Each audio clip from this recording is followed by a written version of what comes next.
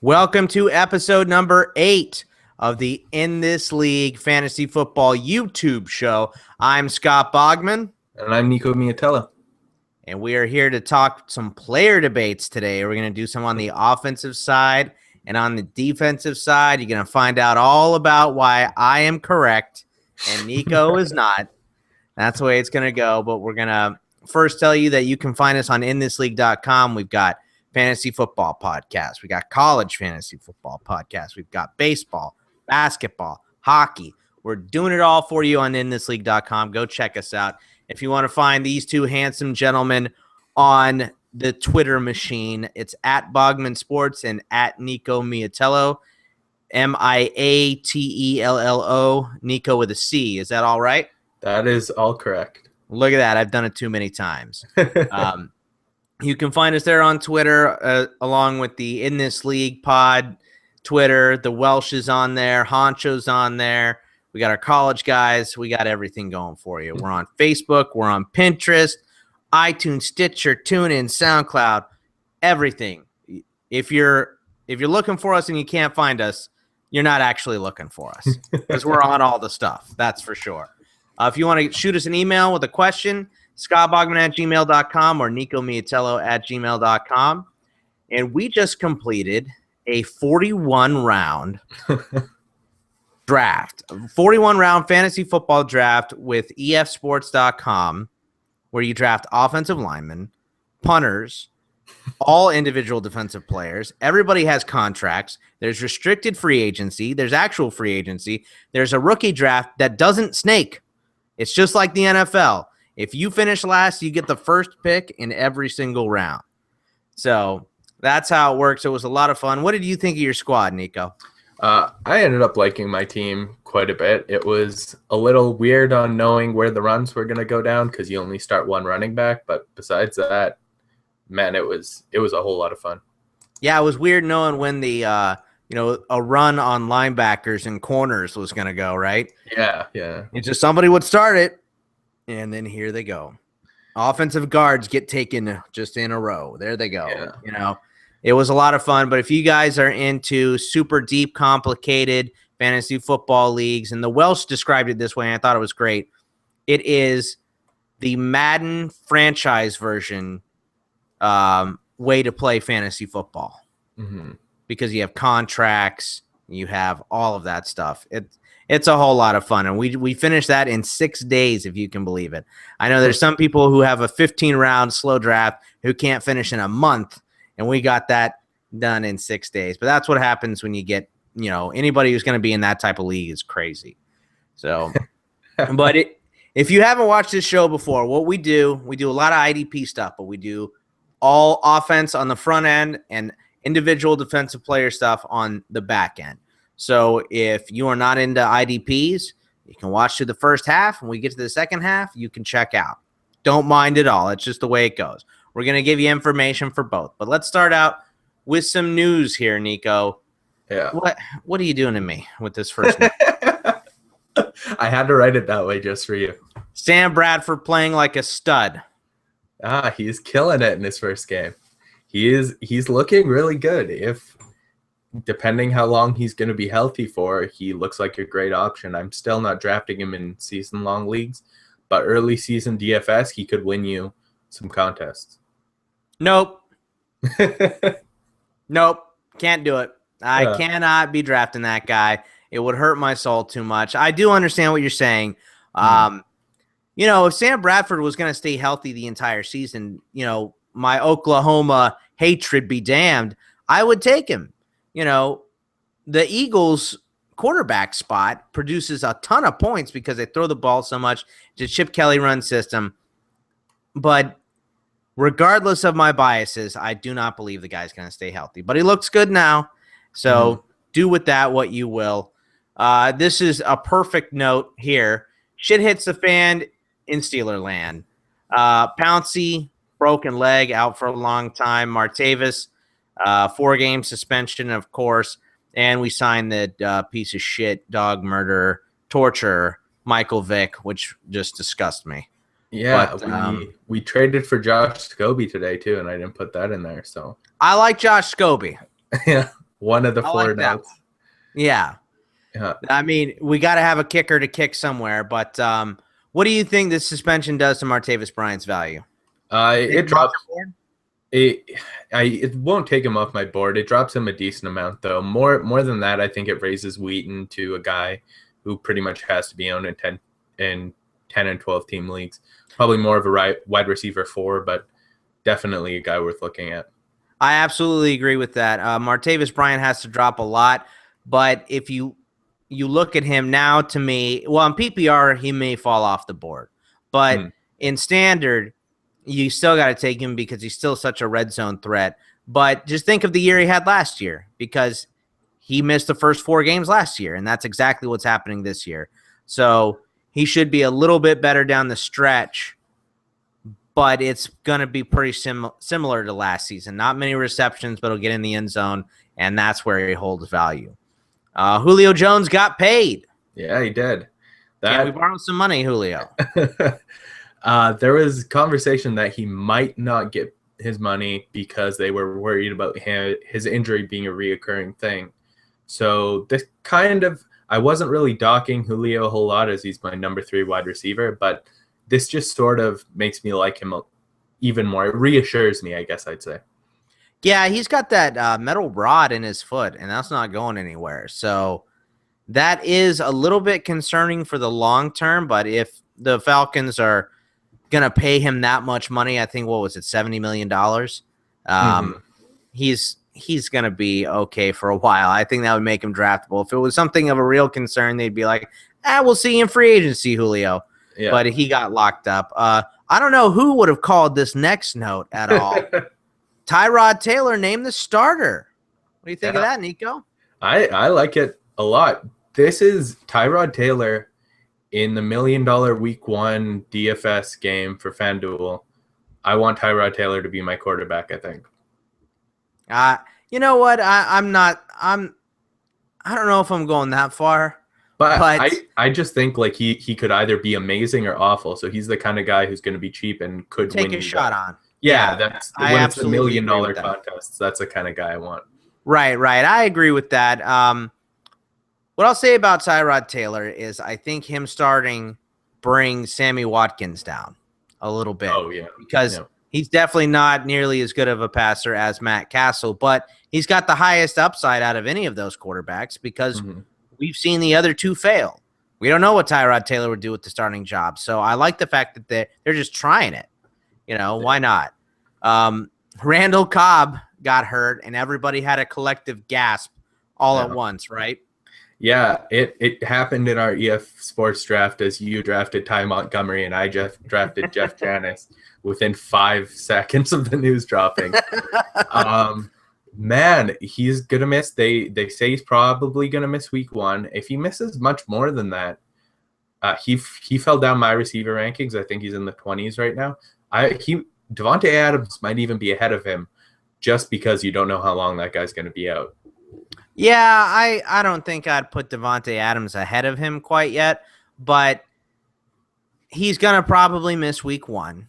But I think he'll probably be back for week 2. That's what they're saying right now. It's a sprained AC joint, so it's nothing. It's not a major injury, which is nice because if Cobb goes down, then not only are you looking at Cobb going down, but it affects everybody's value. Aaron Rodgers would take a hit. Lacey would take a hit because he's going to have to face 8-9 man boxes instead of having open running lanes. So one more wide receiver goes down for Green Bay, and they may have some problems here. Yeah. If Cobb were to go out for the year, let's say, do you think that'd be enough to put Rodgers behind Wilson for you? No, but it would make Andrew Luck just so far and away the clear-cut number 1. I don't think I would put Rodgers below Wilson, but it would definitely have me thinking about it. Yeah, but I still think he's ahead of Wilson, even if Cobb got hurt. This next one, DeMarcus Lawrence getting Deacon Jones comparisons. Come on, man. Yeah, well, okay. Obviously, DeMarcus Lawrence will not be Deacon Jones unless he is given superpowers. But this gives me hope for DeMarcus Lawrence. He was already a guy I liked as a sleeper in my drafts, and he can still be got there. He He's more of a late end DB2, high end DB or DE2, high end DE3, and it's just good to hear these kind of reports coming out at camp.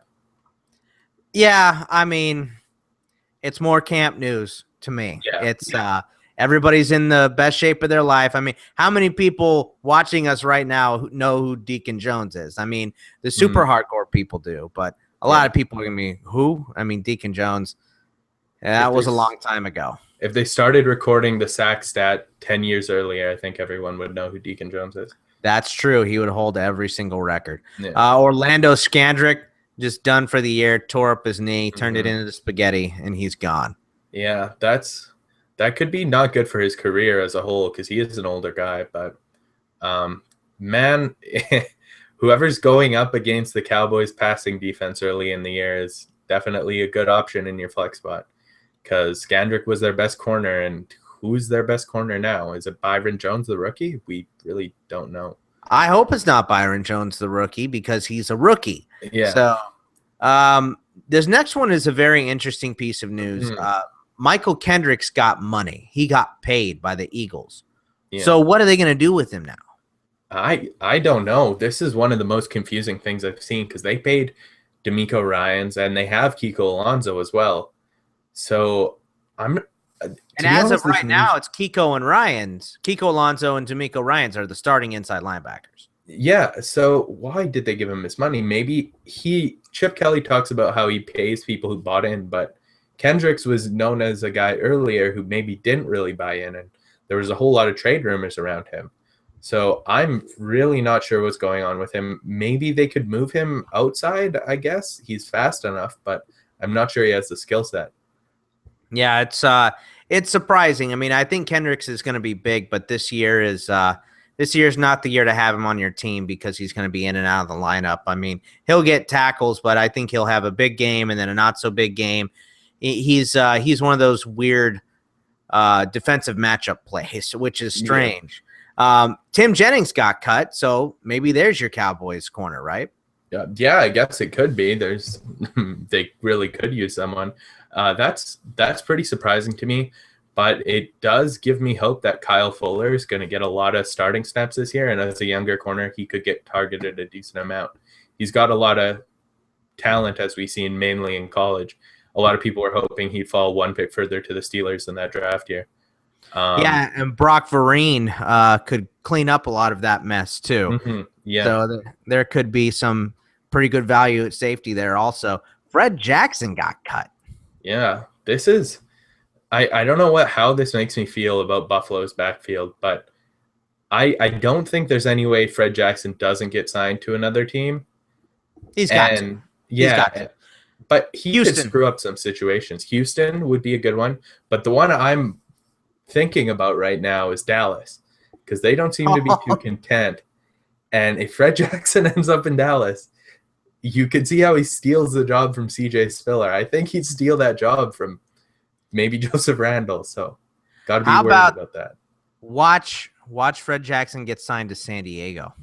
Ooh. That would screw everything up, wouldn't it? Melvin Gordon. Yeah. Melvin Gordon would be worthless almost. Danny Woodhead would lose a lot of value. I mean, there's other situations where he could sign for sure. I mean, maybe Jacksonville. You know, they haven't been very happy with TJ Yeldon's progression so far. I mean, they started him. Tennessee. I would love to see him in Tennessee. That would be really good. Yeah, he'd be the best back there for sure, and he's one of the oldest running backs we've seen in the NFL in a very long time. So. And the last bit of news here, what Canadian Football League team will Trent Richardson be playing for? Well, the Argonauts recently acquired the rights to Justin Blackmon, so if they want their whole locker room filled with cancer, they can sign Trent Richardson too. I'm pretty sure if you cannot make it in the Raiders' backfield, you're probably not going to make it anywhere, except maybe Tennessee. They don't got a whole lot of talent. That was absolutely brutal. Did you see Lucio tweet me the picture? Or tweet us the picture that said, I don't know why they would cut Trent Richardson. And it's a picture of him running into the group of tackles when he has nothing but green to the left of him. It's all green. All he's got to do is take a little turn, and he's in the end zone, and he's running into the back of his offensive lineman. Yeah, I'm pretty sure he got hit for a loss on that play too. So that's pretty much in one play sums up the career of Trent Richardson. Exactly.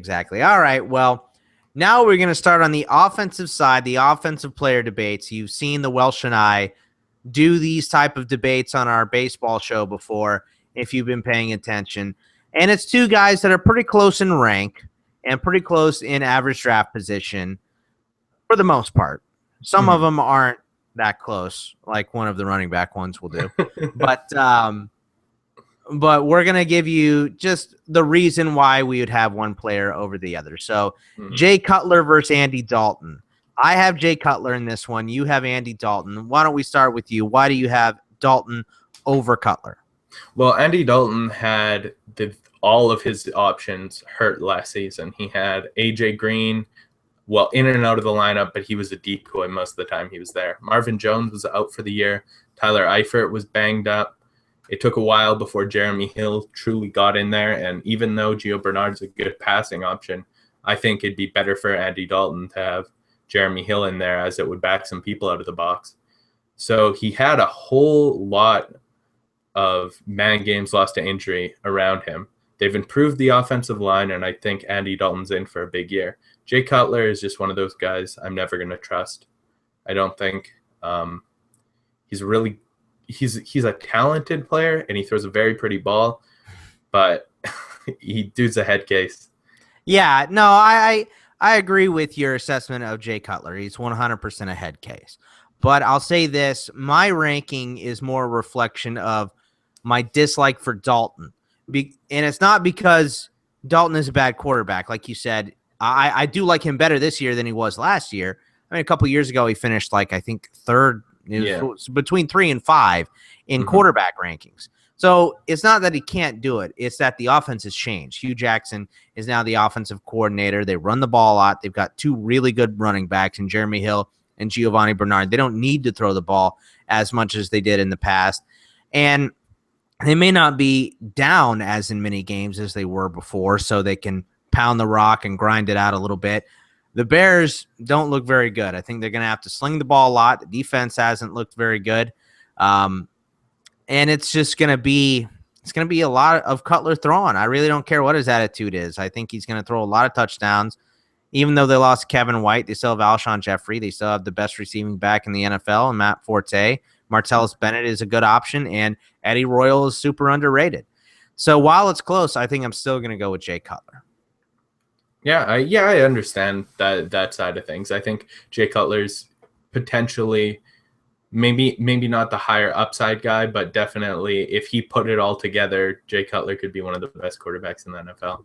And average draft position on Yahoo agrees with you. 13.4 for Andy Dalton, 14.3 for Jay Cutler. So you can get Jay Cutler almost a full round after you take Andy Dalton. The next one we have here is Phillip Rivers versus Matt Stafford. I'll just give you the ADP off the bat here. Phillip Rivers is 11.7 and Matthew Stafford is 10.3.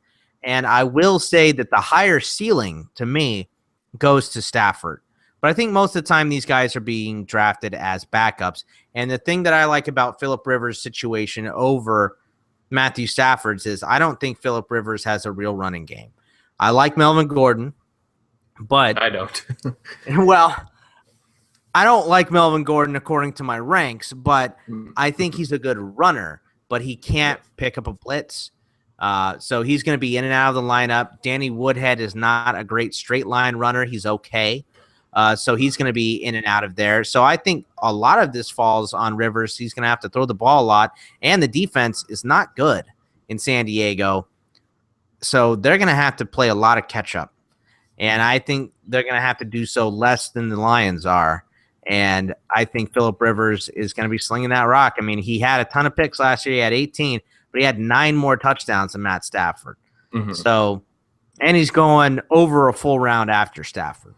So why don't you tell us why you like Stafford over Rivers? Well, all the stuff you said about Rivers, I pretty much agree with. I just think that this year, I think Matt Stafford, since he's been healthy, has thrown for 4,000 yards pretty much every year. So I think that's a pretty decent assessment that he'll throw for about 4,000. And the last couple years, he's been closer to, maybe the last 3 years, he's been closer to 20 to 25 touchdowns. But I think this year, with Kelvin healthy the whole year because he was banged up last year, and Ebron emerging, and Abdullah being able to catch the ball out of the backfield and make some more electric plays, I could see Stafford's numbers in the passing touchdowns going up probably 5 or 6, 7 more. And I see him around like the 30 to 35 range, which is similar to where Rivers is, but Stafford also has that elite upside where he's thrown for 5,000 yards before. So basically, these guys are very similar quarterbacks to me. I think I see them as they're going to probably finish very similar, but the slight edge goes to Stafford because he could be huge. I see what you're saying. And like I said, I think that Stafford has a higher ceiling. He's thrown for 5,000 yards before. So the ceiling is there for sure. I just like better what they have in the backfield. They have 3 guys that are pretty decent. You know, Joique Bell is okay. He's a good straight ahead runner. He can catch the ball a little bit. Amir Abdullah, I think, is going to be a stud. And Theo Riddick can catch the ball and pick up a blitz. So I just like what they have going on in their backfield more. I think they can lean on it a little more than San Diego can. And I think the defense is better. So we'll see what happens with them. Moving on to the running backs, Carlos Hyde versus Andre Ellington. I have Hyde. You have Ellington. Hyde is going as the 4th pick in the 5th round, probably moving up a little bit on boards recently. And Andre Ellington in the 7th round being the 1st pick. Why don't you tell us why you have Ellington ahead of Hyde? Well, I talked about before how Ellington was outstanding with Palmer there. So there's that upside, but I, like you, know who Bruce Arians is, and Carson Palmer will probably break both his legs at some point this season. But I just think Carlos Hyde is a ground and pound type runner, and I don't think San Francisco is a very good team this year. So I don't think there's a whole lot of Carlos Hyde type football there of them running the ball to keep the lead.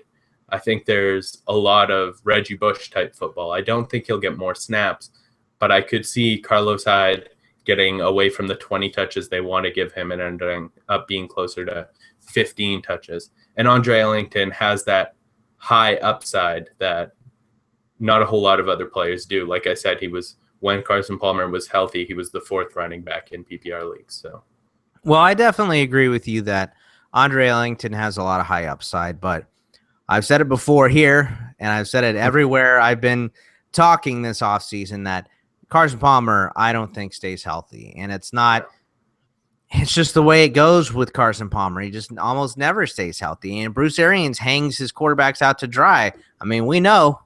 We saw Ben take a lot of big shots when Bruce Arians was the offensive coordinator, and he's a tough guy, and Carson Palmer is not a tough guy. And that's just kind of the way it goes, the way I see Palmer. And they also drafted David Johnson. They like him a whole lot, and he's their ground and pound guy, and he can catch the ball. I think he's a more complete back than Ellington, although he's going to have to put in a lot of work to get up to where Ellington is. And Carlos Hyde is your classic style running back. You know, you're 3 yards in a cloud of dust. And what I really like about that is red zone looks. I don't think that Carlos Hyde has a higher upside between the lines that Andre Ellington does, but he definitely has a better chance to score touchdowns because they have some big dudes in Arizona when they get in the red zone. Larry Fitzgerald is tall. John Brown is a big dude. And David Johnson is much bigger than Andre Ellington. So I think Carlos Hyde's going to find the end zone more times too than Andre Ellington, but we'll see. This next one you have to start because it's ridiculous. And you're still on it. I can't believe you didn't delete it and pick another one. No. So you have Zach Stacy ranked ahead of Chris Ivory. Explain yourself.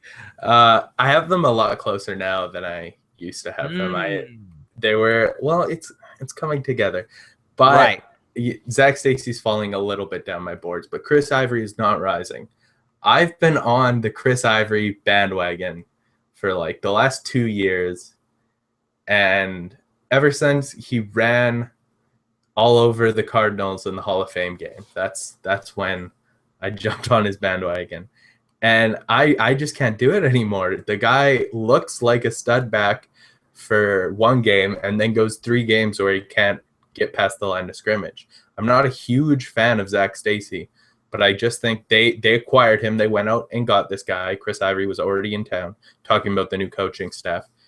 And I think Zach Stacy is a talented guy. So I think by the end of this year, and probably even like I could see this happening as early as week 3, week 4, Zach Stacy just emerges as the better player in this backfield. Well, I just don't see it happening. I think if he was going to emerge as the better player, he would have done it by now. And they're going to give the ball to Chris Ivory a whole lot. And you might be right. At the end of the year, Zach Stacy could be the starting back. But Chris Ivory is the guy right now, and you're drafting right now. So you have to take Chris Ivory for the beginning of the year. To be honest with you, I like Ridley better than both these guys.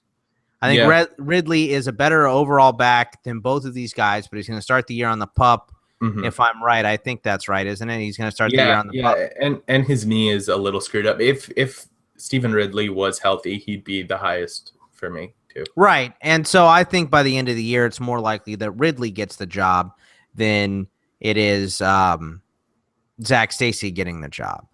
And I think, it's funny. I talked about it on the podcast, in the mock draft one we did. If Zach Stacy was in St. Louis right now, he would be the starting running back for week 1 because Gurley's out and Trey Mason has a hamstring injury. So I don't know. I guess you get what you wish for. But, I mean, Chris Ivory's the guy. And just to provide you examples here, Chris Ivory is going with the 4th pick in the 11th round, and Zach Stacy is undrafted. Every draft that Nico's not involved in, Zach Stacy is undrafted. Talking about Zach Stacy quickly, I would call Zach Stacy the Deion Waiters of the NFL. He's the exact same personality. Yeah, I agree with that one. The next one is tough. It's kind of a coin flip here. Odell Beckham Jr. versus Julio Jones. I've got Odell Beckham Jr. You've got Julio Jones. Odell Beckham is going with the, a high first-round pick. Julio's going around the turn from everything I've seen. I like Odell Beckham Jr. this year. I think he's not going to have to face too many one-on-ones because they've still got Ruben Randall, Victor Cruz coming back. Shane Vereen can catch the ball out of the backfield. Larry Donnell has shown that he's a red zone presence. So I think not only is Odell Beckham Jr. not going to see one-on-one coverage, he's also a really big guy. He catches the ball in the red zone really well. I mean, there's a lot to like about this guy, and he missed a handful of games last season. So, I mean, Julio Jones is also really good, so it's kind of based on your preference. But coming down to it, both of these guys have had injuries in the past, and Matt Ryan is sitting behind probably the worst offensive line in football, and I'm worried about Matt Ryan staying healthy, which directly correlates with Julio Jones' performance. So I'm going to have to take Odell Beckham Jr. out of these two guys. Yeah. One thing I have to say about Matt Ryan, I have that similar concern about him staying healthy, but he has had terrible offensive lines before, and he gets hit and hit and hit, and it's almost Andrew Luck, like how he just gets up from everything and just gets bent in half and then gets up and it doesn't even bother him. Eli Manning is also that way because I think their offensive lines without Will Beatty to start the year are similarly bad. The Giants line is not very good, but I just think that Julio Jones right now is the better player. He got targeted so much last year, and I think he's by far the best option in that passing game. So I think they're just going to throw the ball to him. They're going to build this offense around him. And he only had 6 scores last year. I really don't see that happening again. I see that number coming closer to 10 touchdowns. I hope you're right, because I definitely have Julio Jones in a keeper league for sure. So I hope you're right. I drafted him in the EFS league. So yeah, Julio is definitely a really, really good talent. The next one, I think I'm changing my tune on because it's Roddy White versus Allen Robinson. And Roddy White's recent injury has kind of chased me off of him a little bit. But I'll give the argument that if I was going to stick with Roddy White, that he's obviously more experienced. And he finds the end zone pretty well.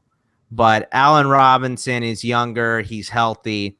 I think I got to go with him. I moved him up to 22 on my wide receiver board. Where is Allen Robinson on your wide receiver board?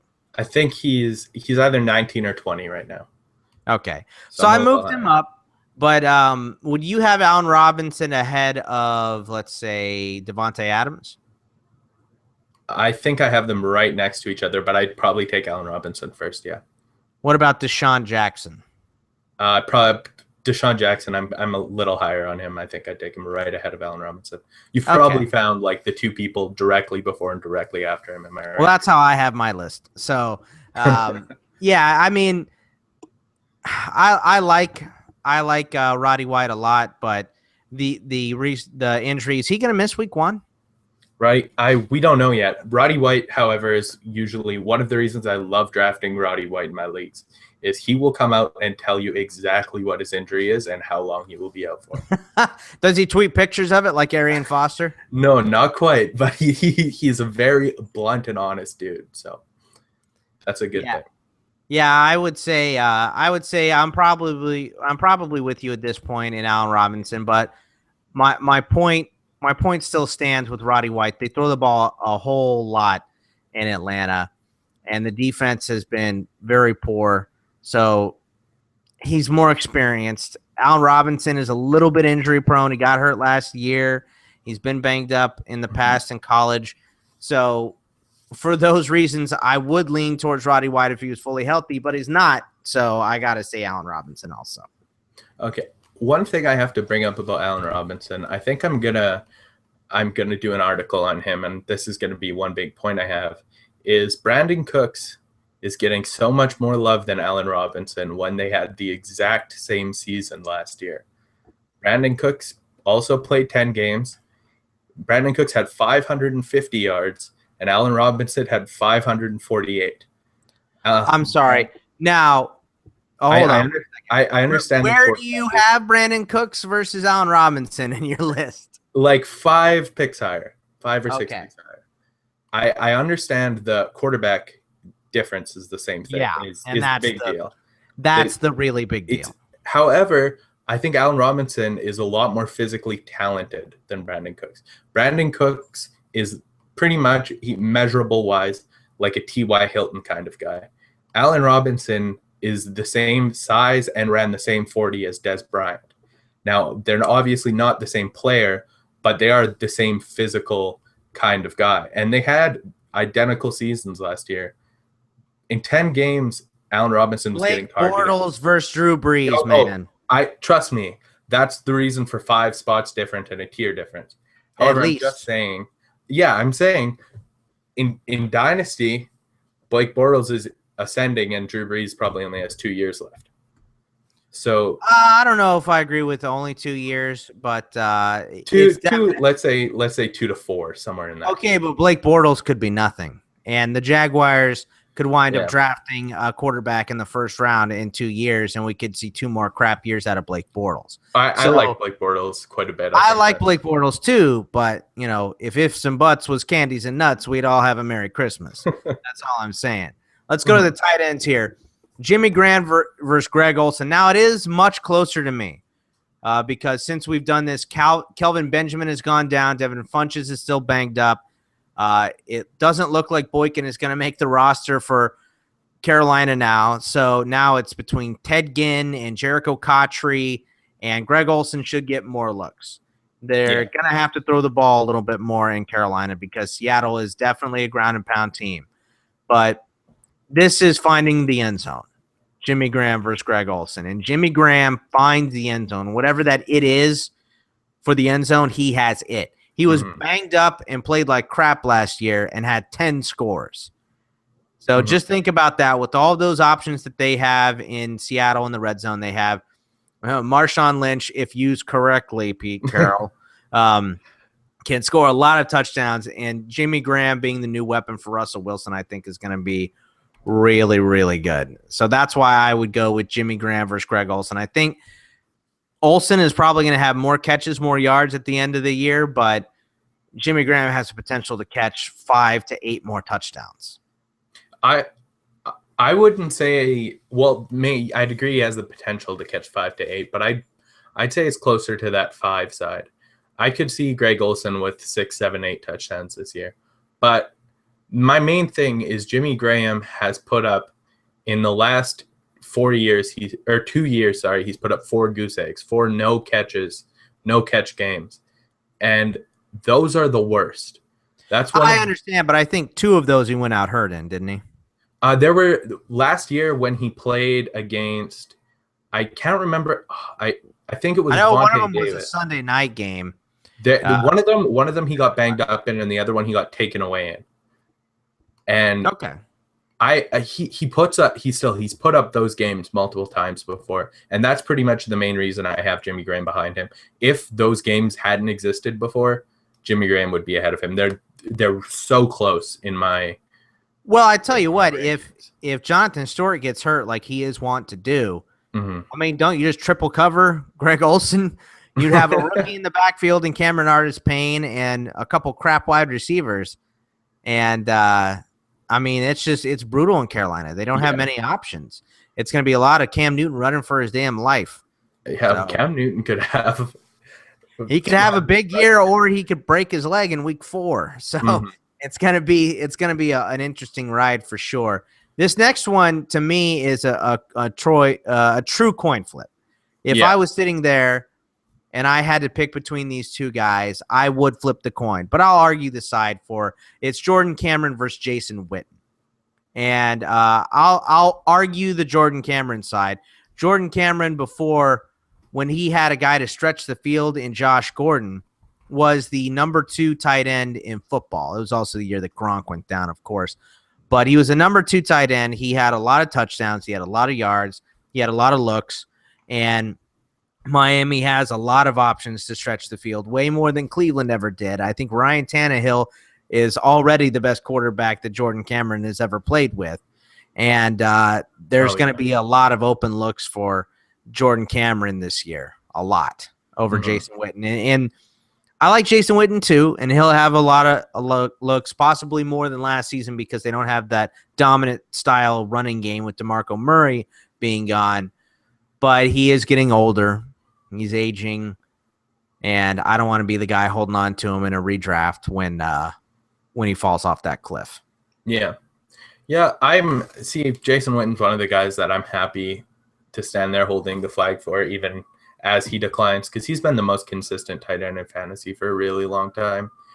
And I'm happy with that Jason Witten consistency over Jordan Cameron's concussion issues is essentially it. If Jordan Cameron is healthy this entire year, he's the guy for me there. However, it's more of a consistency versus upside kind of play. I like taking Jason Witten in the middle of drafts a lot and then grabbing one of those high upside tight ends to back him up, like Eric Ebron or Austin Seferian-Jenkins, Ladarius Green, that group. So Jason Witten's one of the players that he's one of my favorite players in the NFL, and I'm going to have him in every league. He's fun to watch. Yeah. And I think your argument is so crazy that the cops are coming to take you away, right? Yeah. Welcome. This is the Canadian ghetto. So yeah. Somebody painted some graffiti that said sorry, so now they got to go arrest him. But that's it for the offensive side. So let's move to the defensive side of the ball for these player debates, Nico. Okay. Now, the first player debate is where do you take J.J. Watt? What round? 1. Still. 1. Come on. No, he's going first round for me. What pick? 11 or 12. Okay. Now that you have your sane cap back on, round 4. Round 4, if you're on the back end of round 3, then I would take him. If you're in a brand new IDP league, and you're in round 3 and you don't have a lot of you're not impressed by the offensive options going. He scores so many more points than any other defensive player. It's ridiculous. But round 1 is a bit much. We're not talking about tight end and no one else. We're not talking about EF Sports here. Okay, it's not EF Sports. If that was the case, then I understand JJ Watt going. We're talking about your standard IDP leagues. But the first debate we have here is Robert Quinn versus Cameron Wake. I'll start us out. I really like Robert Quinn this year. You know, the Rams can be passed on, and that's going to leave a lot of quarterbacks out. I think Robert Quinn played didn't he play banged up a lot last year? Yeah, he did. He only got to the quarterback 10.5 times. The previous year, it was at least 16 times, maybe more than that. He forces fumbles when he gets there. He makes a decent amount of tackles for a defensive end in a 4-3. And I like Robert Quinn this year. I think I would take him as probably a top 3 defensive player. Yeah, I'd say he's probably a top 5 defensive player for me. I'm not gonna say anything bad about Robert Quinn. He plays on the best defensive line in football, and he's extremely talented. But my guy Cameron Wake here had 11.5 sacks last year. He gets near that number, if not above, every single season. And now he has Ndamukong Suh on his line, who's going to eat up all the double teams that Cameron Wake was facing every week. I think that Cameron Wake will approach the sack record this year, and I'll go out and say I think he leads the league in sacks if J.J. Watt doesn't. Now, how old is Cameron Wake? Is he 106? No, I think he's 30 years old. 33. 33. Okay. I'm pretty sure. Well, he's still playing incredibly well. This is also a contract year. He's really good. I like Cameron Wake a lot for this year, and I think he's going to provide you some really, really good value.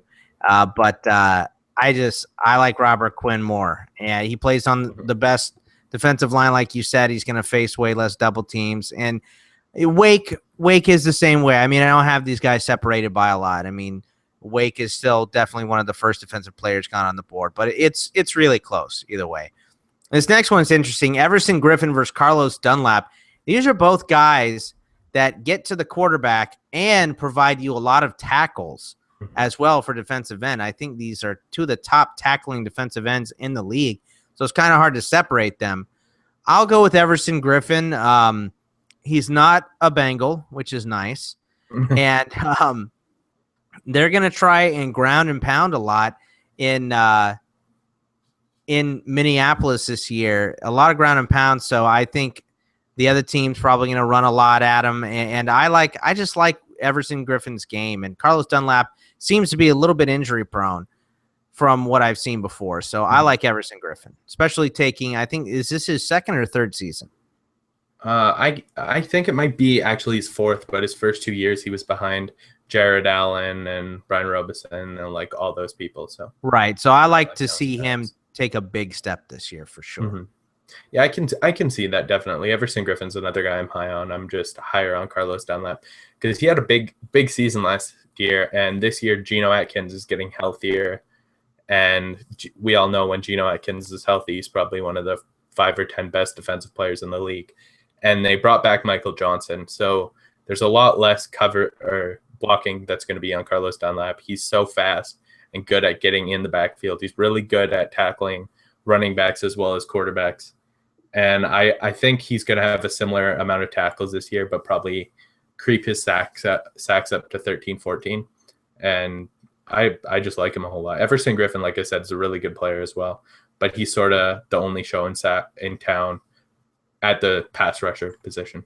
Yeah, these guys are super, super close. You can't really go wrong picking either one of them. And just like this next debate in the linebackers that we have, Luke Kuechly versus Levante David, I mean, this is really, really a coin flip. I just think that Carolina is going to be on the field a whole lot this season with the offensive woes that they seem to have. So Luke Kuechly could be in line for, maybe a couple more picks or a couple more sacks or at the very least more tackles. I mean, Levante David has a little bit of the same thing going on because Jameis Winston is for sure going to be turning that ball right over a lot. Going to be making more turnovers than a Baker. So this one is really tough, but I lean towards the cracker. Yeah.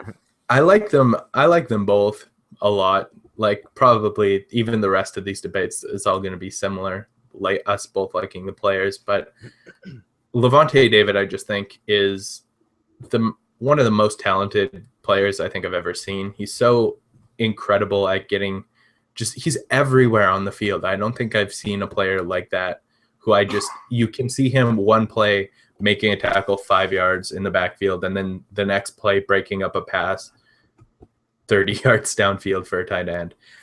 He was very close to the lead. He was I think he was like 9 tackles behind Kuechly last year, but he missed 2 games.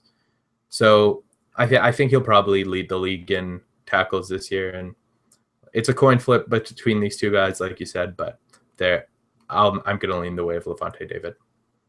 I like it. And this next one is funny because these guys have similar situations. They both have a big dude leaving the middle.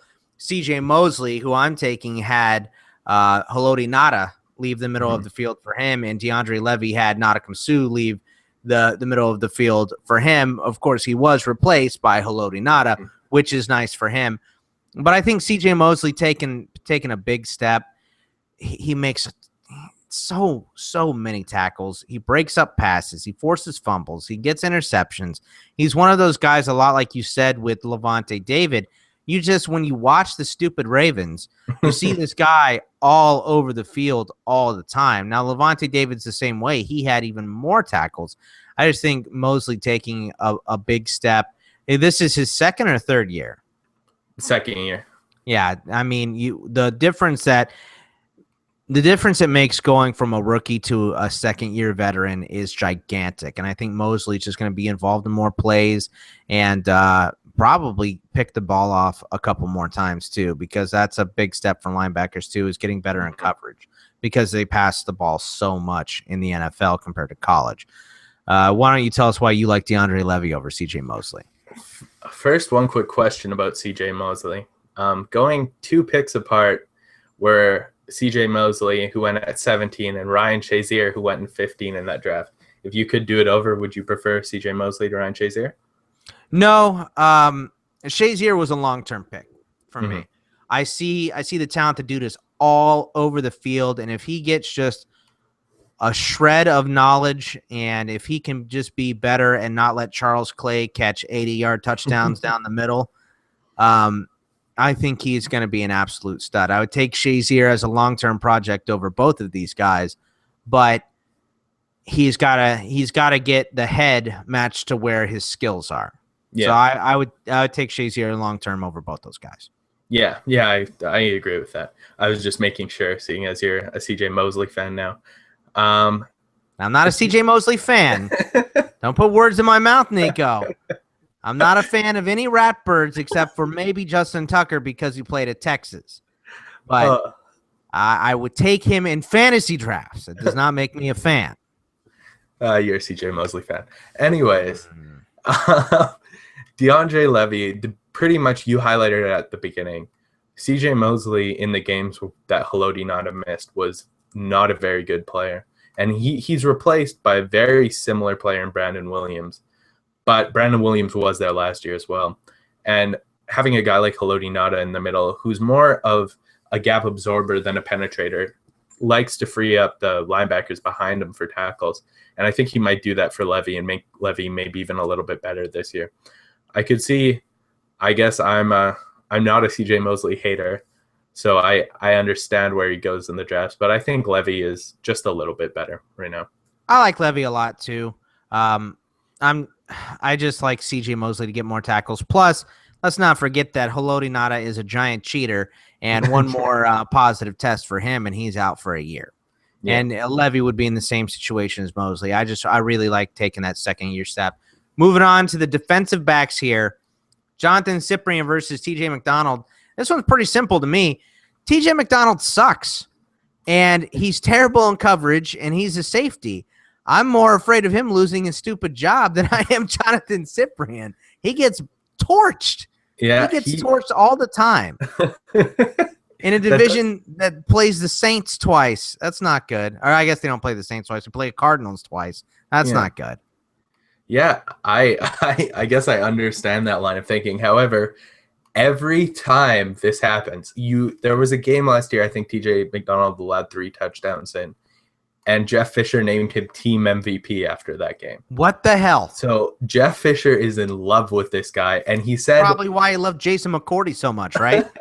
Yeah, he said already that TJ McDonald's going to have an expanded role this season. And if it expanded, he's guy bring everybody their water on the bench. That's his expanded role. TJ McDonald Gallagher stole him from me in the EFS draft, so I'm a little sour about that. But he's a really good IDP player. If he was like the number 2 Finnish safety last year, or defensive back last year, and with an expanded role, I don't think he's going to fall much below that. Yeah, I mean, I can understand why you like him. Just the Jaguars are easy to pass on. Cyprian makes a ton of tackles. He plays up. He plays the run well. I really don't like TJ McDonald. The last one we have for you here is Landon Collins versus Barry Church. Now, I will say that I do have to give the nod to Barry Church because Landon Collins is not getting in the starting lineup as it stands right now. Now, he will be in the starting lineup probably by week 2 or 3 when whatever dumb safety. I mean, you don't take a safety in the first round or second round to not play a lot. I think the safety ahead of him, I can't remember who it was, but they got hurt the other day, so I'm pretty sure he's officially the starter right now. So now if Landon Collins does play the whole season, I like him ahead of Barry Church just because I think that the Giants offense has a chance to be so super explosive this year. They've got Odell Beckham, they got Ruben Randle taking a huge step. They have Victor Cruz coming back off an injury. They added Shane Vereen, and they have Rashad Jennings and Andre Williams. They have so many weapons. They're going to score a whole lot of points that whoever is playing against the Giants is going to have to play a lot of catch up. They're going to be throwing the ball a lot, which leads to interceptions, more tackles down the field from safeties, things of that nature. And the same goes for Barry Church. I don't think I have these guys ranked very far off. In fact, in a IDP league that I drafted today, I picked Barry Church, so I obviously like him a lot. But I think Landon Collins at the end of the year will be providing you more points because he will get a little bit of experience, and he'll be able to play the ball well. So that's the reason I would take Landon Collins ahead of Barry Church right now. Yeah, I get that. Barry Church has been the number 1 DB in the last 2 years combined. So I'm just, it's hard for me to put him any lower than where I have him. I think I have him probably as my 5th or 6th DB, and Collins probably as the 8th or 9th, which is pretty big for a rookie to be that high in the rankings. I like Collins a whole lot. Yeah. But Barry Church is just well, he's not as good as Jason Witten, but the same kind of fantasy player where he's just consistent. He's going to get you about 100 combined tackles, and he's going to get you a couple interceptions every year. And I like drafting those kind of DBs early and then risking it with the higher end or high upside DBs later. Yeah, I think this is one also where if you're drafting 2 defensive backs, I'm probably taking Barry Church early just so I know what I have. And then I'm letting Landon Collins fall back to me, and then you have a really good defensive backfield. He's going to go a lot further back than Barry Church, but he can provide you Barry Church type of value potentially in year 1. I'm not saying he will, but I think that is his upside. Yeah. So that's it. I think it's pretty clear that I won all of those player debates, right? Yeah. So, all right. Well, that is the show for this week. Remember, you can find us on inthisleague.com. We got articles, we got podcasts, we got all kinds of stuff for you, not only for football, but for college football, baseball, basketball, hockey. We got it all covered for you. Go check us out, and we will see everybody next week. See you later. See you later.